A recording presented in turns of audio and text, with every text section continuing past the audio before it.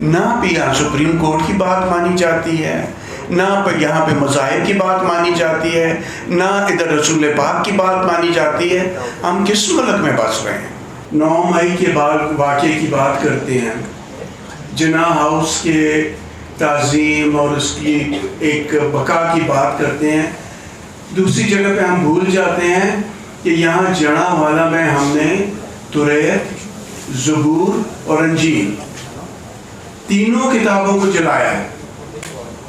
تینوں کتابوں کی بے حرمتی کی گئی ہے، اور حالانکہ قرآن پاک ان تینوں کتابوں کا محافظ ہے.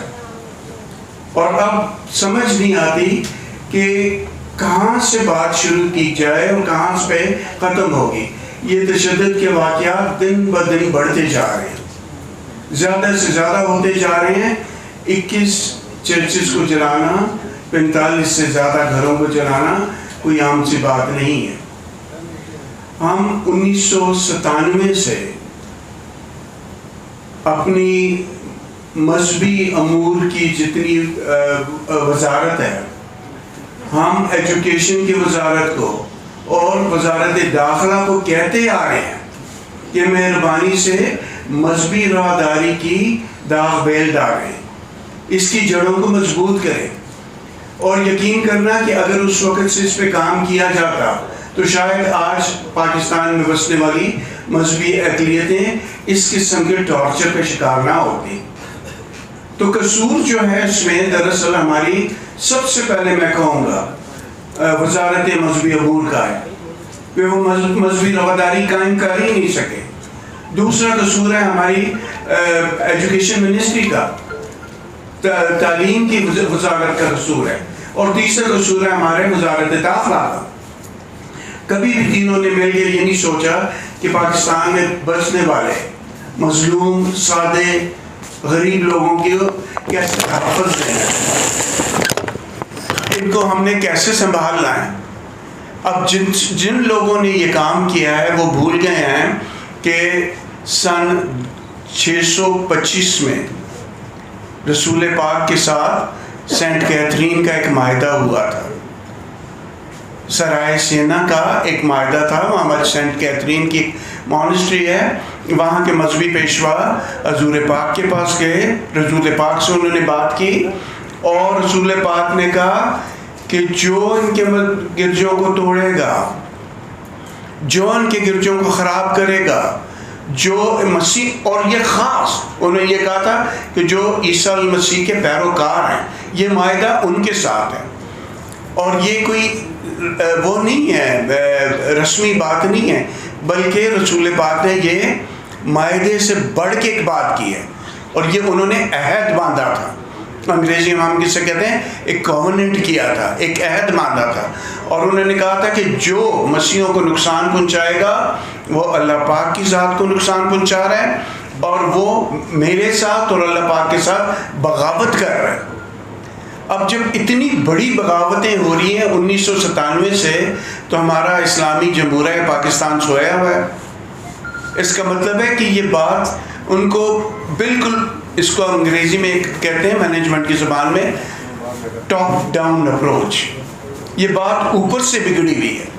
کبھی بھی چیزوں کو بیلنس کرنے کے لیے نہیں کیا گیا. مذہبی اقلیتیں جتنی ہیں پاکستان میں، وہ بڑی قسم پرسی کی حالت میں ہوتی ہیں، ایڑیاں رگڑ رگڑ کے چلتے ہیں. اور میں پھر رپیٹ کرنے لگا ہوں، اس میں قصور ہماری وزارت مذہبی امور کا ہے، اس میں قصور ہمارا وزارت تعلیم کا ہے، اس میں قصور ہمارا وزارت داخلہ کا ہے. اور یہ تینوں کبھی اکٹھے بیٹھ کے انہوں نے سوچا نہیں ہے کہ مذہبی رواداری کو فروغ کیسے دیا جائے، اور پاکستان میں بسنے والے دوسرے مذاہب، پاکستانی دوسری منورٹیز جو ہیں، ان کو گلے کیسے لگایا جائے، ان کے آنسو کیسے پہنچے جائیں، ان کا خیال کیسے رکھا جائے. گھر جتنے ہم بیٹھے ہیں ہمیں پتہ ہے کہ گھر آسانی سے نہیں بنتے، بڑی مشکلوں سے ہمارے لوگوں نے اپنے گھر بنائے ہوئے تھے. ادھر کون ازالہ کرے گا؟ اب وقت ہے کہ ہم لوگ، جسٹس جیلانی صاحب نے 2014 میں بڑا کلیئرلی کہا تھا، امپلیمنٹیشن آف مائنورٹی رائٹس. آج تک وہ بات پوری نہیں ہو رہی، آج تک نہ بھی یہاں سپریم کورٹ کی بات مانی جاتی ہے، نہ یہاں پہ مذاہب کی بات مانی جاتی ہے، نہ ادھر رسول پاک کی بات مانی جاتی ہے۔ ہم کس ملک میں بس رہے ہیں؟ ہم لوگوں کو دیکھنا ہے کہ جو ہماری تعلیمات ہیں اس کے مطابق ہم زندگی کیسے گزاریں اور دوسروں کے لیے بہتری کا نمونہ کیسے بنیں۔ اس میں کوئی شک نہیں، اس میں کوئی شک نہیں کہ یسوع المسیح ہمیں سکھاتے ہیں کہ اپنے ستانے والوں کے لیے دعا کرنی ہے ہم نے۔ جو تمہارے دائیں گال پہ مارے بایاں بھی موڑ دو، سب دوسروں کو گلے لگاؤ۔ لیکن اس کا یہ مقصد بھی تو نہیں ہے نا کہ ہمیشہ ہمارے گھروں کو جلایا جائے، ہمیں ہی برباد کیا جائے اور ہمیں ہی خراب کیا جائے۔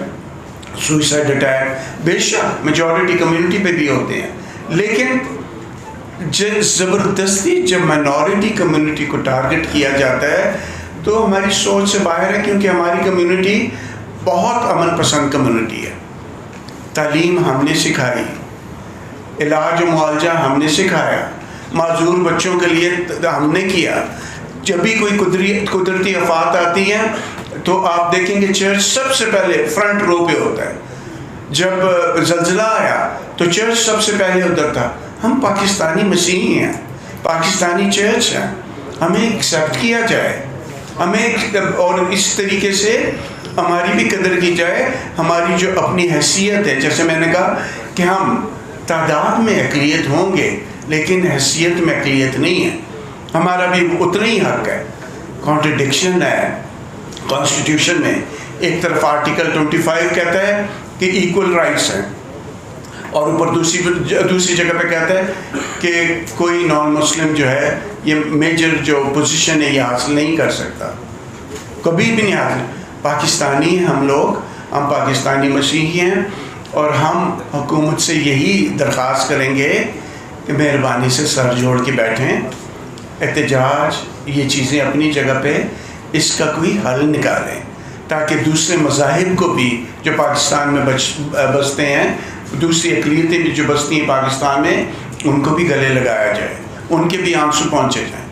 دن بدن اگر آپ جیسے فادر سرفراز آپ کو بتاتے ہیں کہ 1997 سے یہ چیز شروع ہوئی ہے اور اس کی دیکھتے ہیں اس میں تشدد میں اضافہ ہوتا جا رہا ہے۔